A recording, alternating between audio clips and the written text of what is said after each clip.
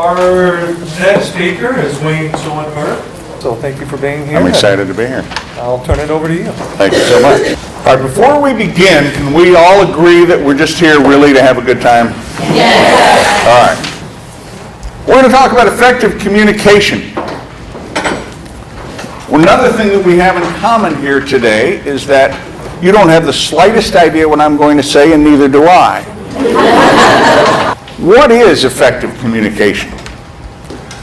I come here to this room filled with people who spend their lives communicating, spend their day lives communicating, their jobs communicating.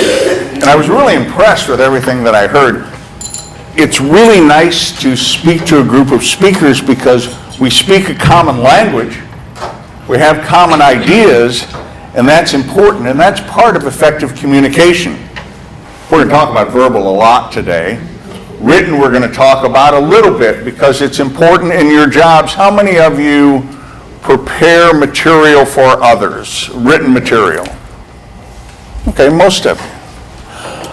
Some of the earliest form of communication was, written communication, was going up on a mountain, having 10 commandments carved into stone and bringing them down. It didn't work very well. So the change in written communication, email now has become extremely important. Email is one of the, statistics show that email is one of the most misunderstood forms of written communication that there is. When you write an email, I suggest that you use extreme caution in what you say. Texting is becoming more and more prevalent. I can't believe how much business is done by texting. But effective communication is getting this message to this person correctly. You all know as kids you played the telephone game. That's a game and it's fun, but it's totally demonstrative about what happens. And somebody else mentioned here correctly, everything that was said was correct, but somebody illustrated the point that listening is a big part of communication. Communication is two-sided. Have you ever had that situation where you come to somebody and you say, gee, I had a great time last night, I did such and such, and they immediately respond with, yeah, I did that too. I had that same experience, or I didn't have that same experience, or I like that, I don't like that. That's not what you call active listening. And active listening is a part of effective communication. So, barriers to communication. Anybody have any thoughts about barriers to communication? Yes, ma'am. Distractions, email, people coming up to you, daydreaming, noise. Okay, a lot of them. There's an old saying, by the way, for those of you who haven't heard it, it's called, there is no teaching, only learning.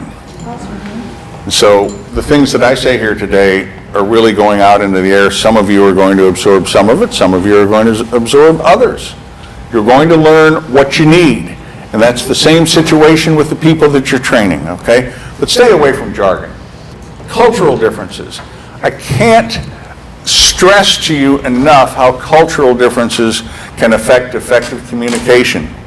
When you're presenting, you have to take all of that into consideration.